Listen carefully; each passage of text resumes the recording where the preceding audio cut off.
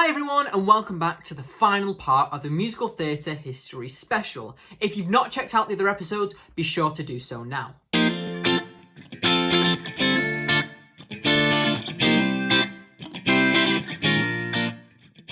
Last episode I talked about the golden age of musicals and we left off with the emergence of the British musical. So let's pick up from there.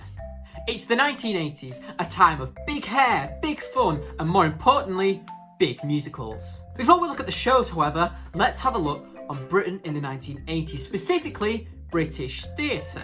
Now, Margaret Thatcher's overriding ideology with the New Right focused on rolling back the state, and this meant cutting spending towards so many sectors in Britain. Theatres received a cap on the increase in annual spending from government. This meant that theatre makers had to look elsewhere to make money. This meant that shows had to rely more on private investors. As well as that, shows had to market themselves as a brand, but that's an idea we'll hold on to for now. It's 1980. Andrew Lloyd Webber already has a name for himself, however, he's now finishing a new project where he takes his favourite childhood book and turns it into something big. That book was T.S. Eliot's Old Possum's Book of Practical Cats. Cats opened in the West End in 1981 and was a serious turning point in musical theatre history. Mark Stein notes how theatre history can be divided into two periods, BC and AD. BC meaning before Cats and AD meaning Andrew dominance. Initially, the show proved difficult to get funding for. In fact, Andrew Lloyd Webber had to remortgage his own house to make up for the shortfall in funding. The creative team for Cats, including Andrew Lloyd Webber, producer Cameron Mackintosh, director Trevor Nunn, and choreographer Gillian Lynn wanted to create something that stood out from other musicals of the time. The sheer amount of money that went into the production of Cats means that we can identify a new kind of musical, the megamusical. Megamusicals often rely on big sets, big casts, and a show-stopping spectacle, whether that's a barricade, a helicopter, or a chandelier. Believe it or not, Cats was actually doomed to fail. Jessica Sternfeld points this out. She notes how this was the first time that Webber wasn't working with Tim Rice. The theatre itself was known for its series of flops. Trevor Nunn hadn't directed a musical before. Britain was renowned for its lack of danceability. We'd never really created these huge dance shows that were successful before. And ultimately, the words of the show were written by a dead man, so who's going to be interested in that? Despite all this, the show was a huge success and it probably gained attention as well with the bomb scare on opening night. A few years later, Cameron Mackintosh was looking for a new show to produce.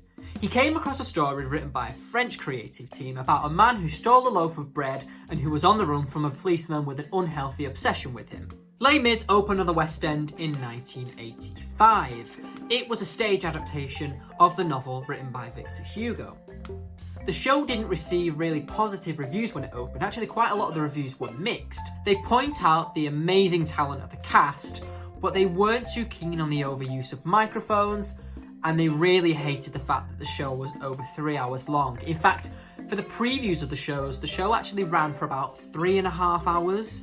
Nevertheless, these kind of shows with big budgets were the in thing in the 80s. Their global success can be attributed to what Dan Rebelato calls McTheatre. He suggests that there has been an increasing standardisation in theatre thanks to these shows. These big budget musicals can reproduce their conditions of production all around the world. An audience in Singapore can get the same show as an audience in the UK or in America or in Germany. However, this has ultimately forced shows into becoming a brand or a franchise where the show is the star more than the performers. If you want to know more about McTheatre and globalisation, I would highly recommend Dan Rebelato's Theatre and Globalisation. In fact, I might do a separate video on it. Shows such as Cats, Les Mis, Phantom of the Opera and Miss Saigon all dominated the stage during this period. However, it doesn't mean to say that all successful shows were mega musicals. In fact, some American musicals proved really successful during this time. This includes the off-Broadway show Little Shop of Horrors, La Cage aux Folles, and Sunday in the Park with George. So there was no escaping the Brits during the 80s. However, during the 1990s, big corporations started to get involved in theatre to reap the profits. Disney offered shows such as The Lion King and Beauty and the Beast, and the involvement of corporations on stage was overtaking the British musical during this time. The 2000s saw a different route for musicals, and American comedies started to take the stage by storm.